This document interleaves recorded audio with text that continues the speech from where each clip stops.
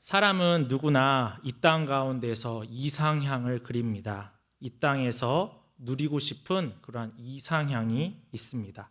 더욱이 그리스도인들이라면 저 영원한 천국을 소망함과 동시에 이 땅 가운데서 하나님 나라를 소망하곤 합니다.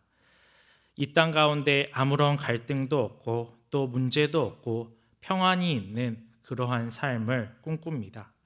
그런데 주님이 말하는 이 땅에서의 천국은 우리가 생각하는 천국과 다른 것을 보게 됩니다. 물론 우리가 죽어서 가는 영원한 하늘나라는 눈물도 없고 슬픔도 없고 고통도 없는 샬롬만 있는 곳이 맞습니다. 그러나 주님께서 알려주신 이 땅에 실현된 하늘 천국은 영원한 천국과는 사뭇 다릅니다.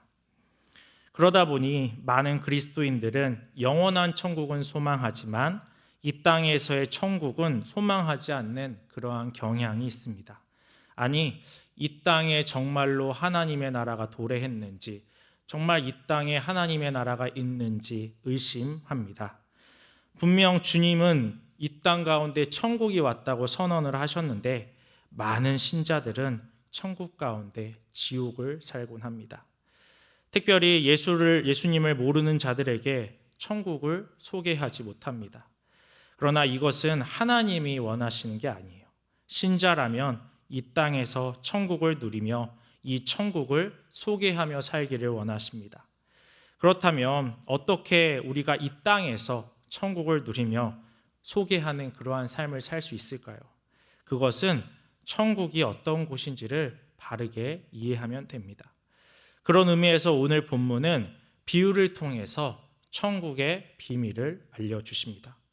오늘 비유는 예수님의 사역을 통해 시작되고 있는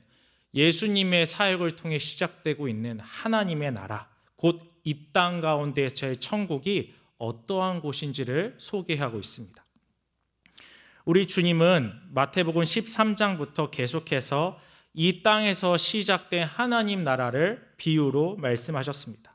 4가지 땅에 뿌려진 씨 비유, 오늘 알곡과 가라지 비유, 겨자씨 비유, 3가지 비유 등 저 영원한 천국이 아니라 이 땅에서 예수님을 통하여 시작된 그 하나님의 나라, 이 땅에서 시작된 천국을 소개하는 것입니다.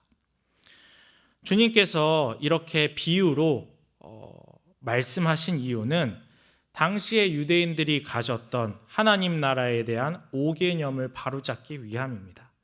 그들에게 있어서 하나님의 나라는 군사적 메시아를 통한 이스라엘의 해방이었습니다.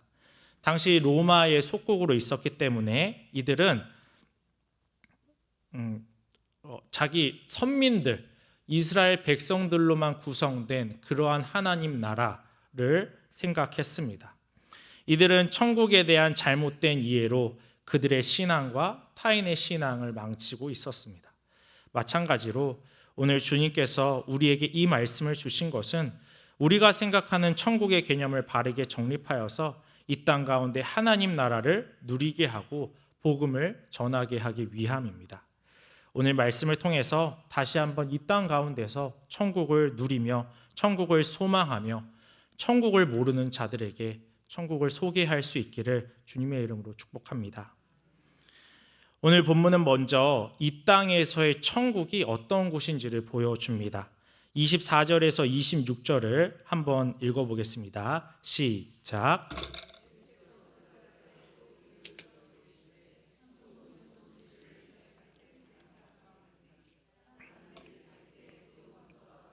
곡식 가운데 가라지를 덧뿌리고 갔더니 싹이 나고 결실할 때에 가라지도 보이거늘. 아멘.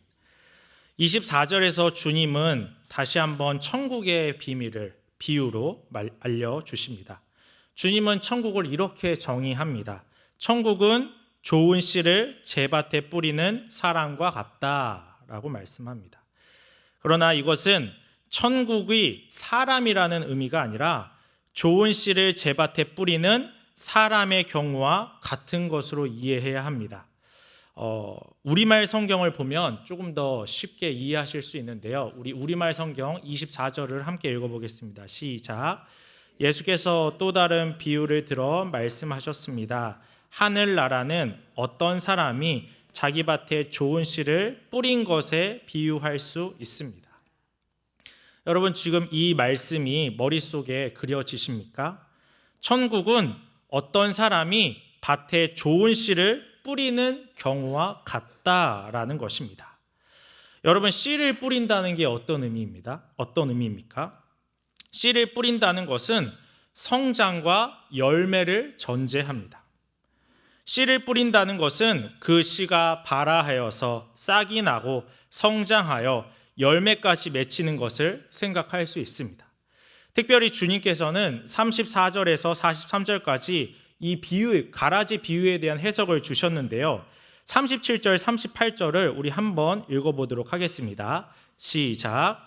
대답하여 이르시되 좋은 씨를 뿌리는 이는 인자요 밭은 세상이요 좋은 씨는 천국의 아들들이요 가라지는 악한 자의 아들들이요. 여기서 좋은 씨를 뿌리는 이는 인자, 곧 주님을 의미합니다. 그 다음 밭은 세상이고 좋은 씨는 천국의 아들들이라고 말씀합니다. 이것을 24절 비유에 대입하여 정리하면 이렇습니다. 천국은 뭐냐? 천국은 주님이 세상 가운데 하나님의 백성을 두시고 자라게 하시고 열매 맺게 하는 경우와 같다라는 것입니다. 다르게 말하면 천국은 하나님의 백성이 이 땅에서 영적으로 출생하고 자라는 경우와 같은 것입니다. 다시 말씀드릴게요. 천국은 하나님의 백성이 이 땅에서 영적으로 출생하고 자라가는 경우와 같은 것입니다. 그런데 25절, 26절에서 그 과정 가운데에 원수의 방해도 있음을 이야기합니다. 천국에 원수의 방해도 있다라는 것입니다. 25절을 보면 사람들이 잘 때에 원수가 와서 곡식 가운데 가라지를 덧뿌리고 갔다고 이야기를 합니다. 실제로 고대 근동에서는 이 간혹 원수진 이웃의 밭을 망가뜨리기 위해서 밤에 몰래 들어가 가라지를 뿌리는 그러한 경우가 있었다고 합니다. 이 가라지가 뭐냐면 식물학적으로는 독볼이라고 하고 학명으로는 호밀풀이라고 말을 하는데 이 동방에서는 흔히 발견되는 그런 거였습니다. 그렇다면 원수는 왜 가라지를 뿌렸을까요?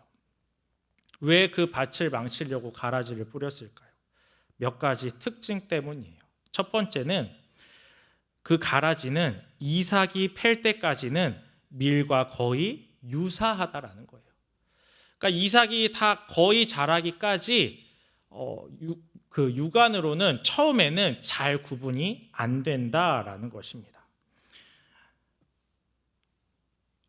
오늘 본문에서도 주인의 종들이 미리 결실할 때가 되어서야 그 가라지를 발견했다고 말을 합니다. 26절에 싹이 나고 결실할 때에 가라지도 보이거늘. 그러니까 그만큼 결실할 때가 아니면 구분하기 어렵다라는 것이죠. 두 번째 특징은 가라지 뿌리가 밀뿌리를 둘러싼다는 특징이에요. 가라지 뿌리는 밀뿌리보다 더 길고 잔뿌리가 많다고 해요. 그래서 밀하고 가라지 뿌리가 이렇게 같이 있으면 가라지 뿌리가 밀뿌리를 이렇게 엉키게 한다고 합니다. 그래서 가라지를 뽑을 때 뭐도 함께 딸려 나올까요? 밀도 함께 딸려 나오는, 알곡도 함께 딸려 나오는 그러한 가라지라는 것입니다. 마지막으로 가라지는 독성이 있다라는 특징이에요. 가라지는 밀과 함께 자라면서 그 독성을 가지고 얽히면서 계속해서 밀이 열매 맺는 것을 방해한다라는 거예요. 38절과 39절을 보면 가라지를 뿌린 원수는 마귀고 가라지는 악한 자의 아들들이라고 주님이 해석해 주셨습니다. 이들은 그러니까 하나님의 백성과 자라면서 겉으로는 그것이 방해 세력인지 모르게 독성을 가지고 지속적으로 하나님의 아들들이 열매 맺지 못하도록 주인의 일을 방해한다는 거예요. 처음에 그것들이 방해 세력인지도 모르게 독성을 가지고 지속적으로 하나님의 아들들을 괴롭히고 열매 맺지 못하게 하고 주인의 일을 방해한다라는 것입니다. 사랑하는 성도 여러분, 앞서 천국은 하나님의 백성이 이 땅에서 영적으로 출생하고 자라가는 경우와 같다고 말했습니다. 그런데 그 나라에는 지독한 독성을 가지고 하나님의 아들들이 열매 맺지 못하도록 은밀하고도 지속적으로 주인의 일을 방해하는 세력도 있다라는 거예요. 이 땅에서 실현된 하나님의 나라는 의인들의 성장만 있는 것이 아니라 그들이 열매 맺지 못하도록 은밀히 방해하는 세력도 있다라는 것을 오늘 본문, 오늘 비유가 알려주는 것입니다. 우리 주님은 하나님의 통치가 있는 곳이 하나님의 나라라고 말씀하셨습니다. 지금 우리가 하나님의 통치를 살아가는 그곳이 곧 하나님 나라예요. 우리는 오늘도 말씀대로 살면서 은혜를 누리고 조금씩 성장해 나갑니다. 실제로 각자마다 삶의 간증이 다 있으실 거예요. 저 같은 경우도 가족과 함께 예배를 드리면서 서로의 가치관과 생각이 이 말씀에 맞춰져 갈 때 얼마나 감사하고 기쁜지 몰라요. 우리가 있는 곳에서 말씀을 실현하면서 우리가 조금씩 자라가는 것을 느낄 때, 정말 우리가 말씀대로 살고 있구나라는 것들을 느낄 때 이것이 천국임을 우리는 경험합니다. 그런데 오늘날 삶의 간증들이 여러분 줄어드는 것들을 다 보게 됩니다. 신앙생활을 하면서 하나님과의 스토리가 많아져야 되는데 하나님과의 스토리가 점점 줄어들고 천국을 누리지 못함을 경험합니다. 여러분 왜 그럴까요? 우리가 함께하는 가라지를 자세히 살펴보지 않았기 때문이에요. 은밀하고도 지속적으로 우리 삶에 침투하는 가라지를 발견하지 못했기 때문입니다. 비유에서 나온 가라지는 자세히 보지 않으면 알 수 없는 것이었습니다. 분별하지 않으면 그게 가라지인지 그게 밀인지 구별이 안 됐습니다. 그래서 바울은 로마서에서 이런 말을 했습니다. 너희는 이 세대를 본받지 말고 오직 마음을 새롭게 함으로 변화를 받아 하나님의 선하시고 기뻐하시고 온전하신 뜻이 무엇인지 분별하도록 하라라고 말씀합니다. 바울은 이 세대를 본받지 말고 세상 가운데서 하나님의 뜻을 분별하라고 말을 합니다. 여러분 왜 분별하라고 했을까요? 자세히 보지 않으면, 경계하고 보지 않으면 이것이 하나님의 뜻인지 이것이 가라지인지 이게 마귀의 속삭임인지 구별이 안 된다라는 거예요. 오늘도 세상은 하나님의 뜻인 것처럼 가장해서 여러 가지로 우리에게 다가온다라는 거예요. 여러분 제가 예시 하나를 한번 들어보겠습니다. 아내와 대화를 하는데 아시는 분도 있으실 거예요. 양부로의 정신세계라는 영상이 있습니다. 그 채널이 있습니다. 유튜브인데요. 양부로의 정신세계라는 채널은 이 정신의학과 전문의가 나와서 뭐 여러 가지 정보를 이렇게 알려주는 그런 채널입니다. 근데 그 전문가가 영상에서 부모의 책임이라는 주제로 내용을 다룬 적이 있습니다. 내용은 이런 거예요. 부모가 왜 양육에 대한 책임을 져야 할까? 왜 부모는 양육에 대한 책임을 져야 할까 했을 때 그것은 부모가 선택했기 때문이라고 말을 합니다. 그러면서 이러한 예시를 들어요. 부모와 아내가 물에 빠졌을 때 누구를 구해야 되냐라는 질문이에요. 여러분 부모와 아내가 물에 빠졌다. 혹은 부모와 남편이 물에 빠졌다. 누구를 구해야 될까요? 네, 대답을 안 하시죠? 사실 놀랍게도 정신의학적으로는 정답이 이미 있답니다. 네, 여기 계신 분들이 다 부모님이셔서 대부분 부모님이셔서 부모라고 기대하시겠지만 안타깝게도 정답은 아내를 구해야 된다고 합니다. 네. 속으로 욕하실 수도 있는데 이거 제가 한 말이 아니라 정신의학적 정답이다. 그 전문의가 그렇게 말을 했어요. 그 이유를 이렇게 말해요. 부모는 내가 선택하지 않았다라는 거예요. 내가 부모를 선택하지 않았지만 내 아내는 내가 선택했다라는 거예요. 그래서 내가 선택한 그 책임이 있기 때문에 만약에 물에 빠졌다면 물론 그런 경우는 실제로 일어나면 어떻게 될지 모르겠지만 정신의학적으로는 아내를 구해야 되는 게 맞다라는 거예요. 그만큼 어떤 사람이 한 선택이 중요하고 그 선택에는 책임이 따른다는 것을 강조하는 거예요. 자녀의 경우도 배우자와 합의하여 선택했기 때문에 내가 이 아이를 낳자고 내가 이 아이를 키우자고 선택을 했기 때문에 자녀 양육에 대한 책임이 발생한다고 말을 하는 거예요. 여러분 어떻습니까? 제가 이 얘기를 왜 할까요? 매우 그럴듯하지 않습니까? 그리고 이것은 틀린 말은 아닙니다. 전문의가 한 말이기에 틀릴 수는 없죠. 그러나 이 말은 참고할 만한 말이지 결코 정답은 아닙니다. 여러분 기본적으로 우리는 하나님의 주권 사상을 인정합니다. 아멘이십니까? 우리는 모든 것이 하나님께 나오고 우리에게 있는 모든 것은 하나님께서 주신 것이라고 고백을 합니다. 우리가 자녀를 잘 양육해야 하는 이유는 우리가 자녀를 낳기로, 우리가 자녀를 키우기로 선택했기 때문이 아니라 하나님께서 우리에게 자녀를 허락하셨고 맡기셨기 때문이에요. 우리에게는 주인의 것을 잘 양육할 책임이 있는 것입니다. 이것이 하나님께서 우리에게 요구하시는 청지기적 삶이에요. 그런데 이렇게 우리가 깊이 생각하지 않으면 정신의학과 전문의가 하는 말이 정답이라고 생각할 수 있는 거예요. 그냥 그들의 말이 맞지 하고 넘깁니다. 여러분, 그런데 이것이 정말 마귀의 아들들이 쓰는 전략이에요. 이 전략은 예부터 지금까지 그랬습니다. 고린도후서 11장 13절에서 15절은 이렇게 이야기를 합니다. 우리 함께 읽어보도록 하겠습니다. 시작. 그런 사람들은 거짓 사도요,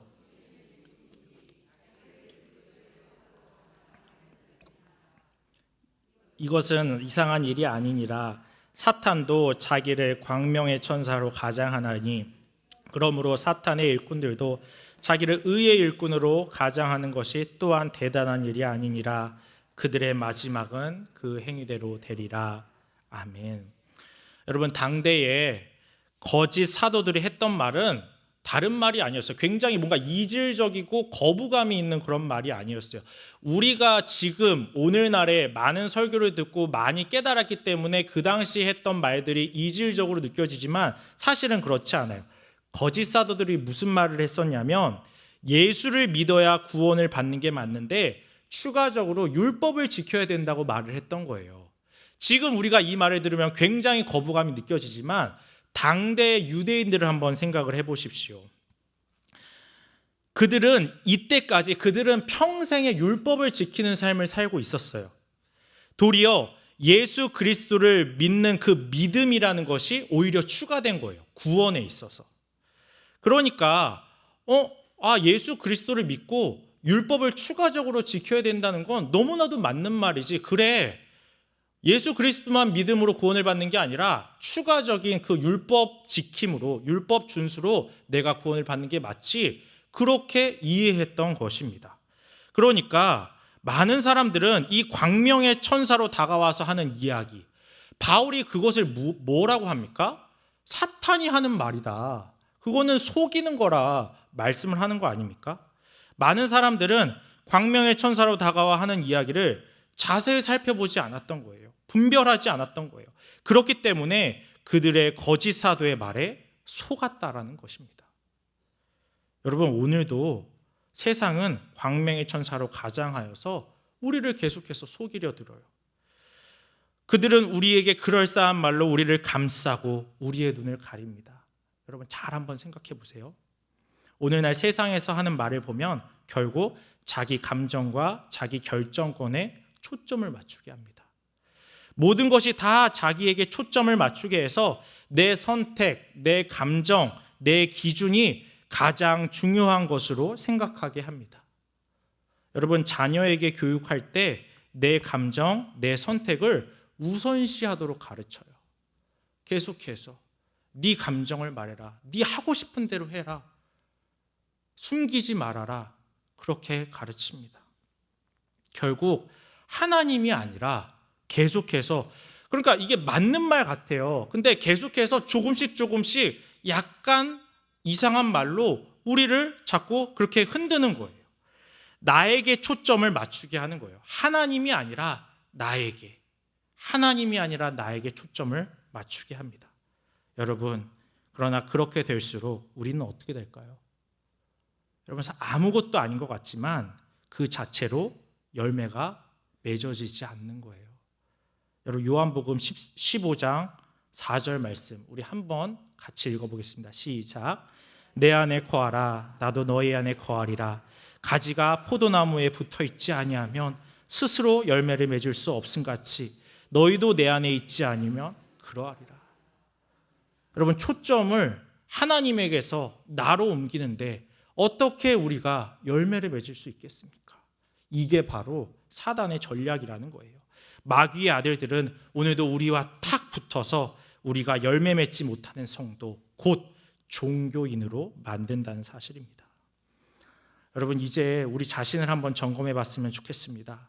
성경은 계속해서 우리에게 주적이 있음을, 그것은 혈과 육이 아님을 계속해서 이야기해요. 우리의 씨름은 혈과 육을 상대하는 것이 아니요 통치자들과 권세자들과 이 어둠의 세상 주관자들과 하늘에 있는 악의 영들을 상대합니다.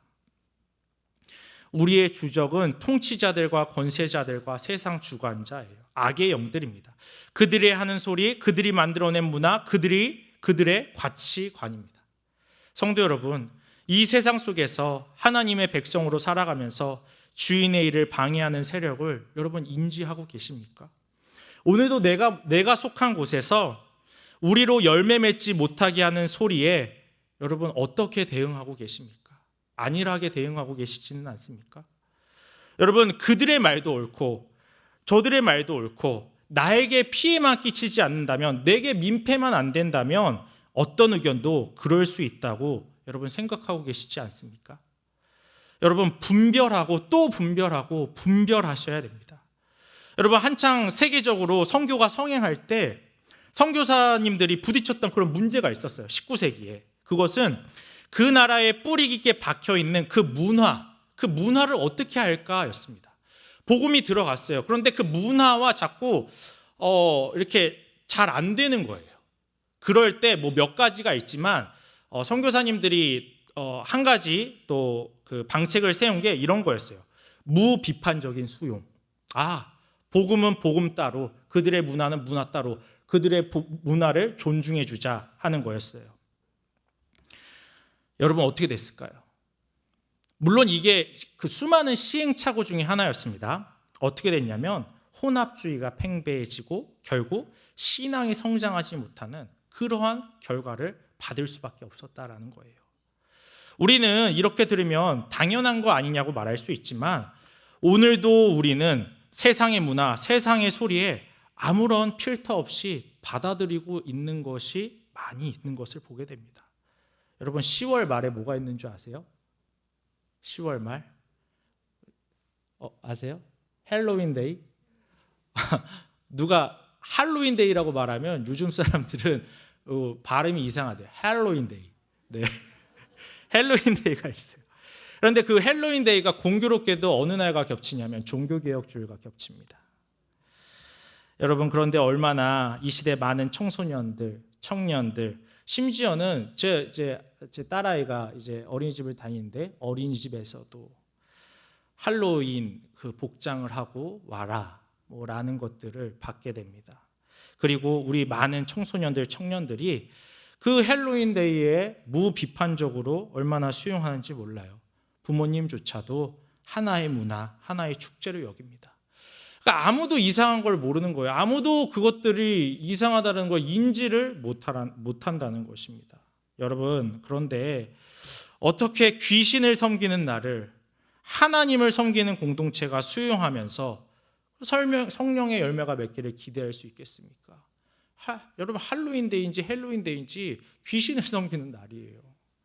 우리가 그 귀신에 섬기는 날을 수용하고 그들의 문화에 참여하면서 어떻게 우리 가운데 아름다운 열매가 맺히기를 기대할 수 있겠습니까? 이 시간 정말 나는 은밀하고 지속적으로 다가오는 세력에 어떻게 대처하고 있는지 한번 점검해 보시길 바라요. 여러분 속지 마십시오. 은밀히 우리의 문화, 우리의 가치관으로 침투하는 그 마귀의 아들들의 속삭임에 여러분 속지 마십시오. 바울은 우리가 자지 말고 깨어 정신 차릴 것을 말을 합니다. 데살로니가 5장 5절에서 6절에 보면 너희는 다 빛의 아들들이요 낮의 아들이라. 우리가 밤이나 어둠에 속하지 아니하나니 그러므로 우리는 다른 이들과 같이 자지 말고 오직 깨어 정신을 차릴지라. 아멘. 여러분 여기서 잔다는 것은 어둠에 속해서 우둔해진다라는 의미예요. 밤의 아들을 분별하지 못한다라는 의미입니다. 앞서 드린 바울의 겉면을 기억하면서 지금 내게 들려지는 소리가 내 주위에 있는 문화가 과연 하나님이 기뻐하시는 것인지를 꼭 분별하실 수 있기를 바랍니다. 여러분 그리고 가라지를 분별할 수 있는 가장 간단한 방법이 있어요. 그게 뭐냐면 알곡이 더 알곡다워지면 됩니다. 밀의 열매가 선명해질수록 여러분 가라지의 분별은 아주 쉬워집니다. 내가 점점 더 말씀 안에 있는다면 마귀의 속삭임을 알아차릴 수 있어요. 가라지를 자세히 살피는 일은 결국 내가 더 열매로서 선명해지는 데서 시작하는 거예요. 오늘 이 땅 가운데 임한 하나님 나라에서 내가 열매 맺는 삶으로 자라가서 정말 가라지를 분별할 수 있기를 주님의 이름으로 축복합니다. 두 번째로 오늘 본문은 천국에서 하나님의 백성의 성장과 그러한 가라지의 방해 가운데에 주인이 하는 일을 보여줍니다. 우리 27절에서 29절 함께 읽겠습니다. 시작.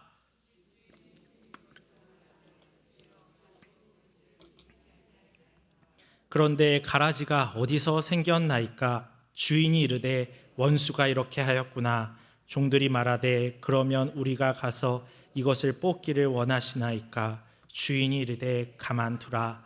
가라지를 뽑다가 곡식까지 뽑을까 염려하노라. 아멘.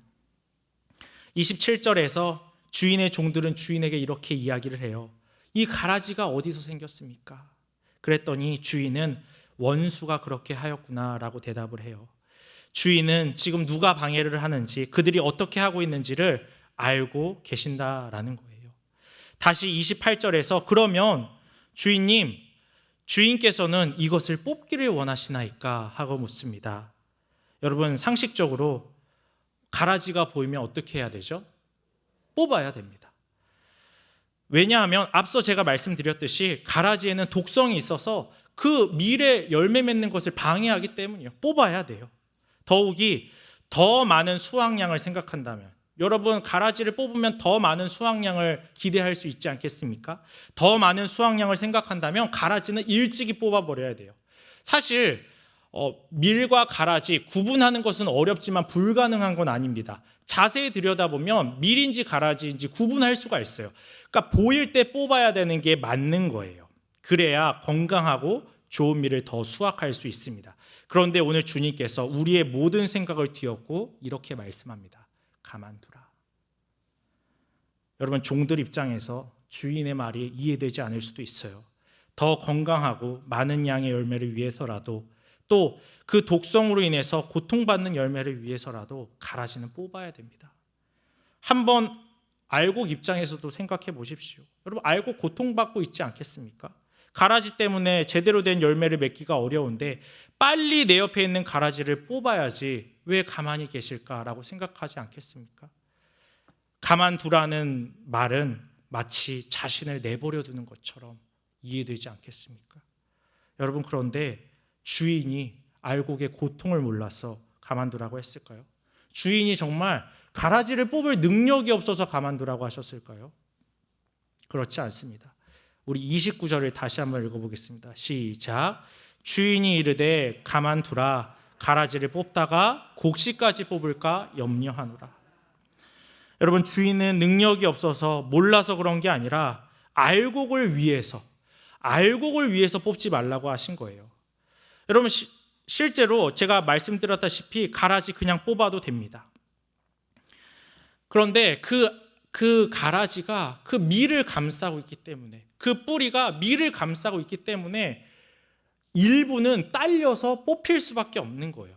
물론 모든 가라지가 모든 밀의 뿌리를 다 감싸고 엉켜 있는 건 아니겠지만 어찌됐든 가라지를 뽑을 때마다 몇몇은 알곡이 딸려 나오게 되어 있다라는 거예요.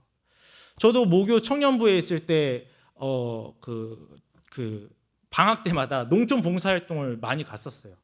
제가 재주는 없지만 잡초 뽑기는 잘하고, 그리고 잡초 뽑기를 제일 많이 했습니다.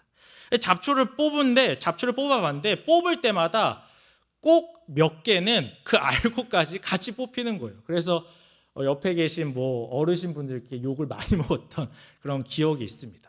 어찌됐든 손해, 알곡이 피해를 입을 수밖에 없는 그러한 상황이라는 거예요. 저도 그러한 것들을 당연하게 여겼습니다. 아니, 당연히 일부는 피해를 볼 수 있겠지 하면서 저는 뽑았어요. 그런데 우리의 주인 되신 주님은 그렇지 않다라고 말씀을 하는 거예요. 한 영혼을 보호하시기 위해 가라지를 뽑지 않으십니다. 주인은 가라지가 함께 있는 하나님 나라에서 여러분 아무것도 하시지 않는 게 아니라 나의 존재를 보호하신다라는 거예요. 세상은 다수를 위해 소를 희생합니다. 밀의 수확량을 늘리기 위해서라면 가라지와 함께 알곡 뽑는 것을 대수롭지 않게 생각을 하죠. 세상은 가라지에 쌓인 그 알곡을 걱정하지 않아요. 도리어 가라지 때문에 그 알곡이 제대로 결실하지 못할까 봐, 그 알곡이 제대로 성과를 내지 못할까 봐 그 성과에 대한 염려를 합니다. 한 알곡보다 많은 약의 수확을 염려하는 거예요. 그래서 세상은 성과를 위해서라면 알곡이라 할지라도 버리는 거예요. 여러분, 그런데 만일 내가 가라지와 함께 뽑혀야 하는 대상이 된다면 여러분 어떻겠습니까? 여러분 뽑힐 수 있으시겠습니까? 천국에서 떨어져 나갔는데 다른 알곡을 위해 내가 희생양이 되어서 가라지와 함께 뽑혀버려져야 한다면 여러분 어떻겠습니까? 그런데 오늘 우리의 주인은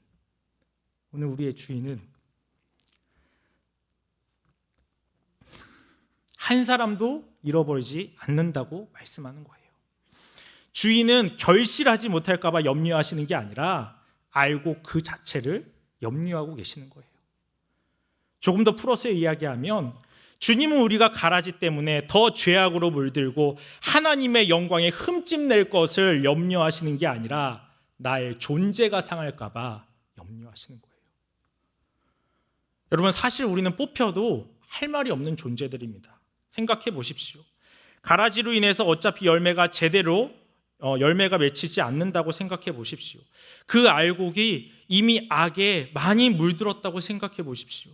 주인은 그 알곡이 뽑히는 한이 있더라도 나머지 알곡이 그렇게 되지 않도록 가라지를 제거하지 않겠습니까? 더욱이 가라지를 뽑지 않으심은 하나님 편에서도 굉장히 불편한 거예요. 여러분, 하나님은 거룩하신 분입니다. 그분은 절대 악과 공존할 수 없는 분이며 악과 공존할 수 없는 분이며 하나님의 백성이 악과 함께 있는 것을 보지 못하시는 분입니다. 더욱이 우리가 마귀의 아들들로 인해서 하나님께 제대로 영광 돌리지 못하고 하나님의 영광에 흠집을 내고 제대로 된 열매를 맺지 못한다면 가라지와 함께 뽑히는 게 낫습니다. 그러나 하나님은 우리를 위해 사랑으로 오래 참으시는 거예요. 가라지가 아니라 우리를 위해서 오래 참으신다라는 것입니다. 가라지를 뽑지 않는 건 하나님의 사랑을 반증하는 거예요. 우리의 주인에게 있어서 더 많은 것은 중요하지 않습니다. 더 많은 것을 얻지 못한다 할지라도, 주인의 입장에서 내가 더 많은 것을 얻지 못한다 할지라도, 더 많은 소확을 내가 포기해서라도 나 한 사람, 여러분의 한 사람을 귀하게 여기시는 거예요. 그래서 마태복음에 이런 말씀이 있어요. 진실로 너에게 이르노니 만일 찾으면 길을 잃지 아니한 99마리보다 이것을 더 기뻐하리라. 이와 같이 이 작은 자 중에 하나라도 잃는 것은 하늘에 계신 너희 아버지의 뜻이 아니니라. 여러분, 그런데 때로는 이 하나님께서 가라지를 뽑지 않으심 때문에 하나님께서 나를 내버려 두는 것처럼 느끼기도 합니다. 그렇죠? 하나님께서 가라지를 내버려 두시니까 내 인생도 내버려 두시는구나 라고 생각을 합니다. 분명히 하나님이 나를 보호해 주신다라는 사실은 머리로는 알겠는데 막상 마귀의 아들들로 인하여 괴롭힘을 당하고 악과 결착할 수밖에 없는 자신을 보니까 하나님이 내 삶에 개입하지 않는 것처럼 느끼기도 합니다. 여러분, 실제로 저도 신방을 하면서 한 성도님으로부터 이런 말을 들은 적이 있어요. 제가 어떤 일로, 제가 어떤 사람으로 너무 괴롭고 그리스도인으로 살아가기가 너무 힘들다. 내 안에 분노가 가득해지고 열매를 맺는 것이 너무나도 힘들다. 그런데 저는 버텨야 되나? 이런 말을 들은 적이 있어요. 제가 버텨야 됩니까? 이렇게 말을 하는 거예요. 여러분, 그런 분께 만약에 오늘 말씀을 권한다면 여러분 어떻게 들리겠습니까? 마지막 날에 다 모아서 다 태워버릴 거니까 기다려라, 버텨라 라는 메시지로 들리지 않겠습니까? 여러분, 그런데 이 말씀은 나중에 다 심판받을 거니까 알아서 버티라는 그런 메시지가 아니에요. 여러분, 그 반대예요. 그 와중에도, 네가 괴롭힘을 당하는 그 와중에도 내가 여전히 지키고 있다라는 걸 알려주는 거예요. 그 와중에도 내가 너희의 영혼이 상할까 그냥 둔다라는 거예요. 원수가 은밀하고도 지속적으로 공격하는 와중에도 내가 너의 열매를 보호하고 있음을 알려주는 거예요. 여러분, 하나님이 우리를 내버려 두는 것 같아도 그게 진정 우리를 신경 쓰지 않는 게 아닙니다. 마귀의 아들들로부터 나몰라라 하시는 게 아니에요. 30절을 보면 분명히 주님은 둘 다 추수 때까지 두라고 합니다. 이는 끝내 그 가라지와 함께한 알곡이 열매 맺기까지 기다려 주신다라는 거예요. 마귀의 아들들이 성행함에도 여전히 믿음 잃지 않도록 내가 끊임없이 개입하고 내가 끊임없이 간섭하고 계신다는 것을 오늘 비유를 통해서 말씀하고 있는 것입니다. 그렇다면 또 이런 질문이 생길 수도 있어요. 주님은 분명 알곡에 피해 없이 가라지만 뽑을 수 있는 거 아니냐? 내 주변에 가라지를 뽑는데 현실 가운데 어떻게 알곡이 뽑히는 경우가 있을 수 있냐? 이렇게 말씀할 수도 있어요. 여러분들 한번 생각해 보십시오. 마귀의 아들들이 나와 상관없는 사람일 수도 있지만 내 가족이라고 생각해 보십시오. 정말 내가 정말 사랑하는 사람, 그런데 그 사랑하는 사람이 내가 열매 맺지 못하도록 계속해서 방해한다고 생각을 해보세요. 그런데 우리가 너무 괴로워서 하나님께서 그래 내가 바로 가라지를 뽑아야겠구나. 내 가장 사랑하는 사람을 심판한다고 생각해 보십시오. 뽑는다고 생각해 보십시오. 과연 그 사람은 괜찮을까요? 하나님께서 가라지를 뽑고 계시는구나. 할렐루야 할까요? 아닙니다. 가라지를 뽑다 알곡까지 뽑히는 일이 발생할 수 있는 거예요. 성도 여러분, 지금도 이 땅에서의 천국을 의심하십니까? 가라지가 함께하는 것이 불편하고 하나님이 일하시지 않는 것 같다고 여기십니까? 가라지와 함께 있음에도 내 열매가 없어지지 않는 것을 아는 것이 천국을 누리는 지름길이에요. 가라지와 함께함에도 내 존재가 보호받고 있다는 자체가 여러분 천국을 누리는 것입니다. 원수의 방해에도 하나님의 보호가 있는 것이 천국입니다. 여러분 기뻐하십시오. 주님은 우리 평생에 주님의 선하심과 인자하심이 우리를 추격한다고 말씀합니다. 우리 시편 23편 6절 함께 읽어보겠습니다. 시작. 내 평생에 선하심과 인자하심이 반드시 나를 따르리니 내가 여호와의 집에 영원히 살리로다. 아멘. 여러분, 그러니 그저 주님 안에 거하시기 바랍니다. 나는 포도나무여 너희는 가지라. 내가 그가 내 안에 거하면 사람이 열매를 많이 맺나니 나를 떠나서는 아무것도 할 수 없습니다. 붙어 있기만 한다면 여러분 열매는 보장된 것입니다. 마귀의 아들들이 아무리 공격해도 아무리 괴롭게 해도 붙어 있기만 하면 반드시 열매를 맺을 것입니다. 말씀을 맺겠습니다. 여러분, 천국은 다른 게 아닙니다. 이 땅에서 영적으로 출생하여 열매 맺는 삶으로 달려가는 것이 천국입니다. 그 가운데 가라지가 있지만 하나님의 보호하심을 믿는 것이 천국입니다. 이 두 가지를 기억한다면 우리가 이 땅에서 천국을 소망하지 못하고 누리지 못하는 일은 없을 것입니다. 부디 내가 이 땅의 성도로서 열매 맺는 삶을 달려가는 중에 가라지를 분별할 수 있는 은혜가 있기를 바라며, 또 가라지와 함께함에도 늘 하나님의 보호를 경험하는, 그래서 이 땅 가운데서 천국을 마음껏 누리시는 모든 성도님들이 되시기를 주님의 이름으로 축복합니다. 이 시간 말씀을 기억하면서 함께 기도하기를 소원합니다. 먼저는 이 땅 가운데 영적 출생과 성장을 사모하며 이 땅에서 천국을 누릴 수 있게 해달라고 기도하시고, 또 우리 가운데 가라지의 방해가 있음을 인지하고 우리가 늘 자세히 살피고 분별하여 악에 대응할 수 있게 해달라고 기도하시고, 또 가라지와 함께하는 중에도 하나님의 보호하심을 기억하여 늘 주님 안에 거할 수 있게 해달라고 이 시간 우리 합심하여서 주여 한번 외치시고 기도하겠습니다. 주여, 하나님 아버지 감사합니다. 오늘도 우리에게 또 천국의 비밀을 알려주옵시고, 아버지 하나님, 우리가 또 이 땅 가운데 어떻게 천국을 누려야 할지를 알게 하심을 참 감사합니다.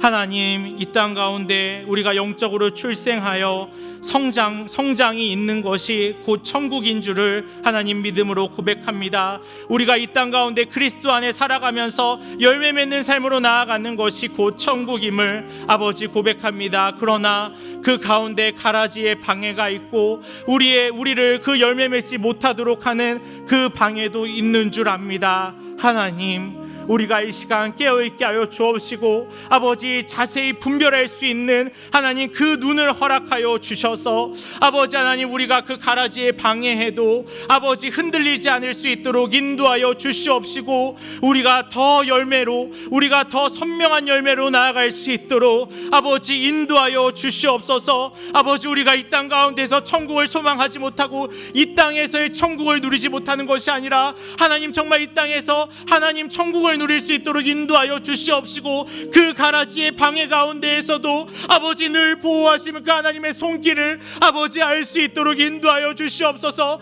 아버지, 많은 사람들은 아버지 대를 위하여 소를 희생하지만 아버지 우리 하나님은 결코 그 한 사람도 희생하지 아니하고 결코 그 한 영혼도 잃어버리지 아니하는 그 주님의 사랑을 우리가 깨달을 수 있도록 인도하여 주시옵시고, 오늘도 그 나의 존재, 나 한 사람을 위하여 아버지 가라지를 뽑지 않고 계심을 하나님 기억하게 하여 주시옵소서. 아버지, 오늘도 내가 가라지의 방해를 당하는 가운데에도 아버지 쓰러지지 아니하오면 지금도 주님께서 나의 손을 붙들고 계심이며 아버지 우리를 붙들고 계심인 줄을 아버지 우리가 믿을 수 있도록 인도하여 주시옵소서. 이 모든 것 주님께서 들으시고 또 선하게 응답하실 것들을 믿음으로 바라보고 축복하며 예수님의 이름으로 기도드립니다. 아멘.